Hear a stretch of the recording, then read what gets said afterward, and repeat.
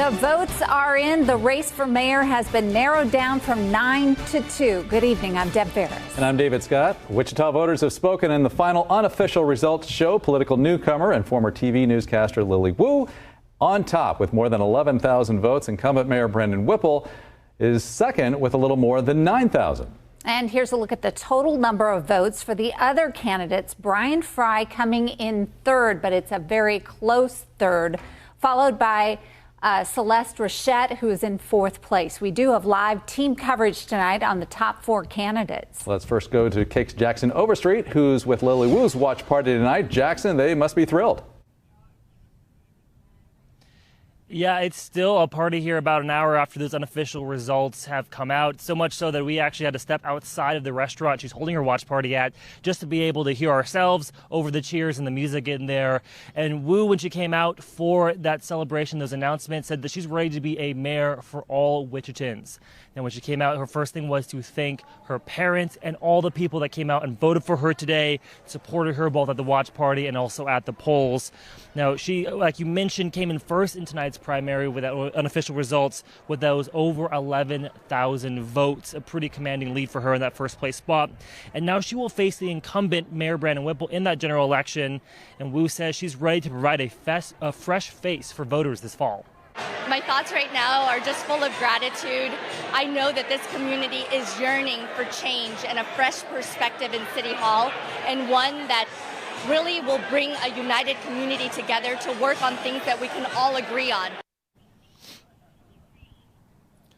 Now, Wu had a lot of support from the community. She also had a lot of support from current and former elected officials. We saw several in the crowd, including the Kansas House Speaker Dan Hawkins, another Representative Patrick Penn, two current Sedgwick County Commissioners, Pete Meitzner and Ryan Beatty, as well as a former County Commissioner, Michael O'Donnell. We also saw the former head of the Sedgwick County Democratic Party here, Joseph Shepard. You know, again, just a big crowd coming out here to support Lily. And as the election goes forward with this general election, be sure to keep it with KAKE for any future developments as this race continues on for the next few weeks and months. But for now, live in East Wichita, Jackson Overstreet, KAKE News on your side. All right, thanks, Jackson. And our coverage continues with KAKE's Eli Higgins, who is with incumbent Mayor Brandon Whipple. And Eli, it was a close race between him and Councilmember Brian Frye, who spent about 3 times as much as the mayor. So how is everyone there reacting? Well, David, what a difference an hour makes. Nice and quiet in here at this point. The last couple of supporters, along with Mayor Whipple, left just a couple of minutes ago. And apparently the Brickyard closes at 9, so I'm sure these folks are ready to get home as well. But as far as the campaign goes, Whipple says his main effort has been promises kept. He says when he was elected, he promised to make Wichita a city that works for everyone. He feels like he's followed through with that. Whipple also says since elected, Wichita again is the economic leader in Kansas, and investments in public safety are at an all-time high. And lastly, he pushed a lot that Wichita got a perfect score of 100 on the Human Rights Campaign's Municipal Equality Index for the first time ever. Now, this all appears to have served him well, as he did make it looks like, into one of the 2 spots to advance to the general election. And he says he could not be happier. My goal is to campaign off my record, not off of, whatever some poll says that should be done, or some DC-based political think tank with, political elites throwing postcards out. Like that to me, that doesn't have substance. So I want to campaign on our accomplishments and where we're moving as a city, and that's what we'll be doing. Whipple says he knows he has a lot of work to do with that campaign moving into the general election, but first and foremost, he says his priority will always be mayor first. I'm reporting live. Eli Higgins, KAKE News on your side. All right, thanks, Eli. And it has definitely been a busy night with several watch parties across the city. We now go to KAKE's Pilar Pedraza, who's covering third runner-up Celeste Rose. So how are things there? Well, it was a very bittersweet evening here. Things started off rather excited when they first saw those original results. It looked like they had a fighting chance. Unfortunately, as the evening went on, the numbers did not come Celeste Rosette's way. After she gave her concession speech, probably just a few minutes after those final unofficial results came out, Slowly, folks started trickling out, thanking her for her run. Now, one thing that she said to her supporters as she gave her concession speech was she's proud that her campaign has changed the dialogue of other candidates, now hearing things from them that she brought up, such as bringing in an auditor for the city and using the term taxpayer watchdog. And she hopes that that continues as we move into the general election. Now, Celeste Rose has been in the public eye for about 4 years now. She began when she was fighting plans to get rid of Century 2, starting her Save Century 2 organization. In fact, she voted yesterday because that was the 4th anniversary of that fight. So I asked her, what's next? Is she going to stick around?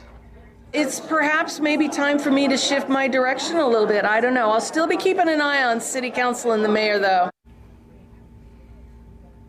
And she promised that she will hold the city to its promise to hold a vote before doing anything to destroy or radically change Century 2. We will still see her around somewhat, but she also said she's not sure exactly what she's going to do. There will again be some changes in where she goes next. Now, supporters that we spoke with here and speaking with her are already encouraging her to run again in 4 years. Right now, she's remaining non-committal on that idea.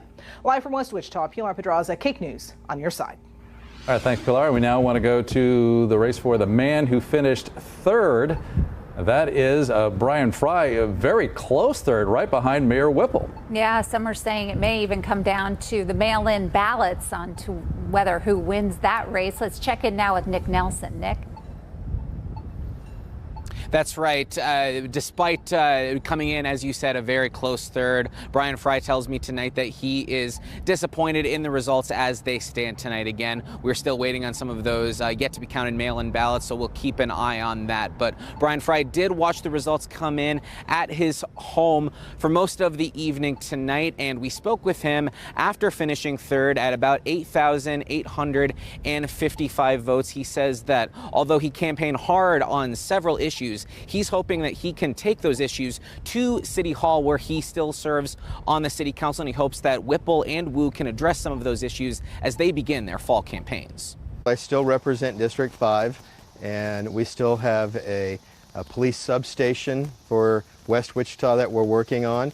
We have to identify a site for a new fire station in West Wichita, and got a couple of park projects in District 5 that we're still have to see through. And again, the budget is still the priority right now. And of course, to see the full results, you can head to our website, KAKE.com.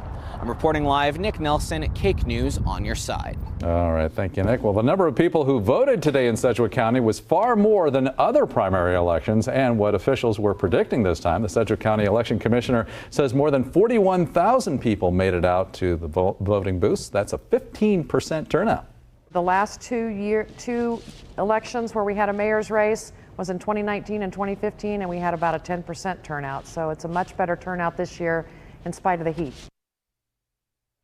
She says voting was steady all day long with just a dip during the noon hour. Another closely watched race is the at-large seat on the Wichita School Board. The results could have a huge impact on the district's future. Let's take a look at those totals. Melody McCrae Miller takes the victory with a huge win in this. Brent Davis came in second. The two will move on to the general election. Jesse Borowski, Harlan Bascombe, and Jacob Back round out the final candidates. Voters in Central Plains schools went against dismantling USD 112. The Wilson School District, the Central Plains School Board, voted earlier to close Wilson Junior Senior High School because of a lack of funding. That vote was almost 2-1 to keep the schools unchanged. The KAKE News is your Election Day headquarters today, and for everything leading up to the November general election, stay up to date by visiting our website, kake.com/election.